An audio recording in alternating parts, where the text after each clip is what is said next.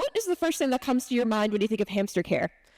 Maybe it's those brightly colored shoebox-style cages, or maybe it's like a small ball that you have in your living room that your hamster runs around in, or maybe it's those brightly colored pellets that you find in a bag of food on the shelf at the pet store. But what if I told you that that's not what proper care looks like? You see, for me, it was building my own 4x4 foot cage, having 12 inches of bedding, and having a high-quality mix that I made myself. But 2 of the 3 of those things were things I had to work on myself. You see, I don't know if you've ever studied abroad before, but I had this experience when I studied abroad in Mexico the spring after my freshman year here at Juniata. I was down in Mexico, and I was having a great time down there, but I had a couple things that I just wanted. My favorite cereal, for example, a snack that I loved. The thing was that those brands of food that I really wanted weren't available down in Mexico because no one was shipping them down there. And I think in my experience as being an educator online about hamster care since 2018, I found similar problems here in the United States. You see, when I was online, and anytime I would go and recommend a food for someone, help someone create their own mix, there would be people that would be like, why isn't something so high quality found here in the United States? Why do I have to make this myself? And to establish why not, we kind of have to look at the history of hamster care, because that has one of the answers here. So to start here, we're going to look at 150 years ago, sticking with the theme here of innovation throughout time, when JuniataCollege was founded. But our story here with hamster care doesn't actually start until the 1930s, when they are first taken under human care from the deserts of Syria and brought into Europe. They were brought to the United States in the 1940s, and by that point, they were still heavily used as lab animals, but people were now starting to view them as pets. And between there and about the 1990s, we see a rising commercialization of hamster care, people wanting to treat these animals as toys and wanting to sell them to small children.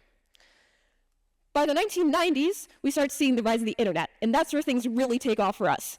We see the rise of platforms like forums that are able to spread information quickly and accurately.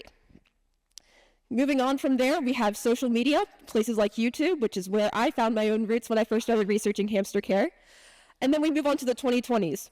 How many of you were curious about, researching more about your pet during the pandemic? A lot of us were obsessed. I was no exception.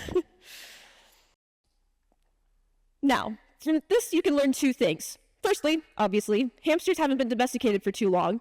But also, and arguably the more important thing, things have changed really quickly in the past 30 years. We have gone from the standard being to keep your hamster in one of those shoebox-style cages that you see at the pet store, to now ideally making your own enclosure that might be 1,150 or 2,000 square feet, which is about 4 by 4 feet, which is what I had. That's an insane difference to have in such a short amount of time, and it's really hard for companies to catch up so quickly when they aren't nose deep in the community.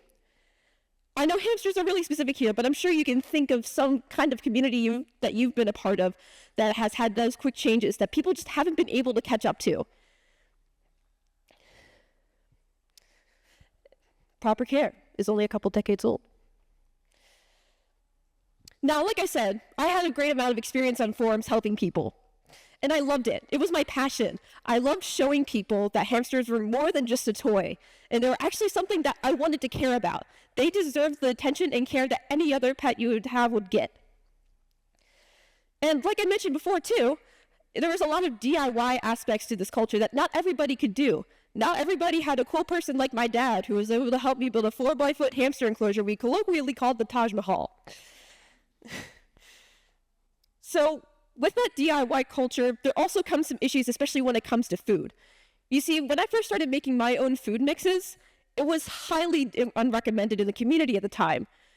When we first started making our own mixes, it was mostly people trying to mix together whatever they had in their pantry, like dog food or rolled oats or whatever else they might have had on hand, cereal.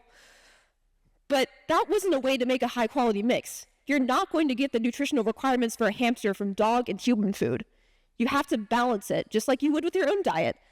And that led to people malnourishing their hamsters and making the entire DIY sphere of hamster food making seriously dangerous.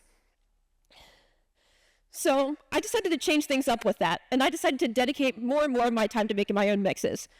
I started having this idea of my business back in early 2020. Again, when the pandemic was happening, we all had a ton of time on our hands to research these things. And in doing all the adequate research, looking at scientific papers, purchasing high quality ingredients, I found that my mixes were actually helping more than harming. And that's the thing that's important here, is that I took that risk and I found something good out of it. Going against what people said was going to be harmful and taking it, changing it, making it different, and making it work for our community. And so as I was starting to make my own mixes, I was talking to some people on the forum, and I slowly started to realize that there were people out there that wanted these mixes, that wanted something like that out there on the market, but there wasn't. And that was where the issue lied for me in my community. Like I said, I love my community. I love helping people online. It was something I did every single day.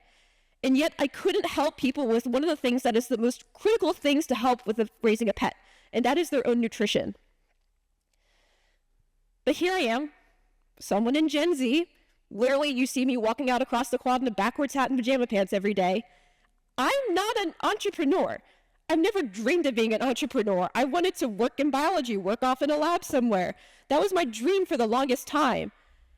And yet things changed. And I realized that I had an opportunity here to help the people that I love the most and help the pets that I love the most.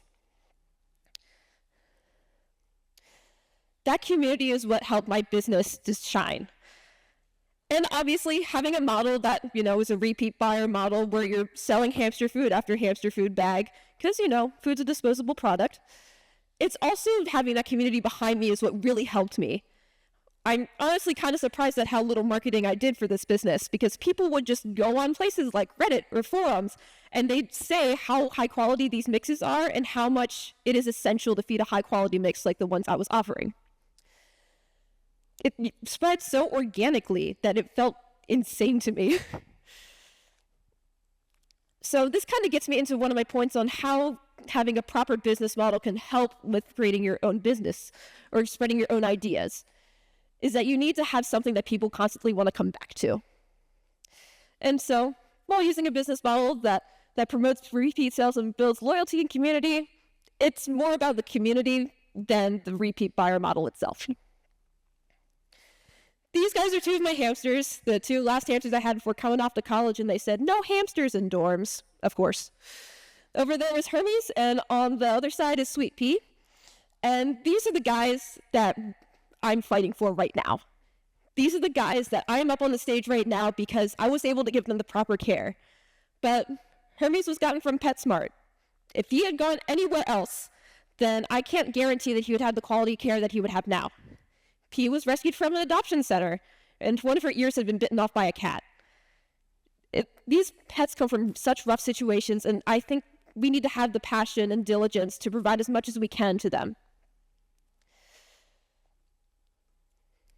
So the thing with this is that larger corporations tend to not have the advantages of getting their nose deep into the sphere and really looking at what hamster care should look like these days. I was chronically online. I'm part of Gen Z. It's kind of in our blood. It's kind of what we're known for. And with that, I was able to know what was wrong with the community and how to fix it. Just remember what advantages you might have compared to them. You know so much more than you think you do, and you have so much more power than you think you do just because of the passion that you have inside of you. So, in creating this speech, I was talking with Dr. Warwick about some potential things for me to kind of wrap up on.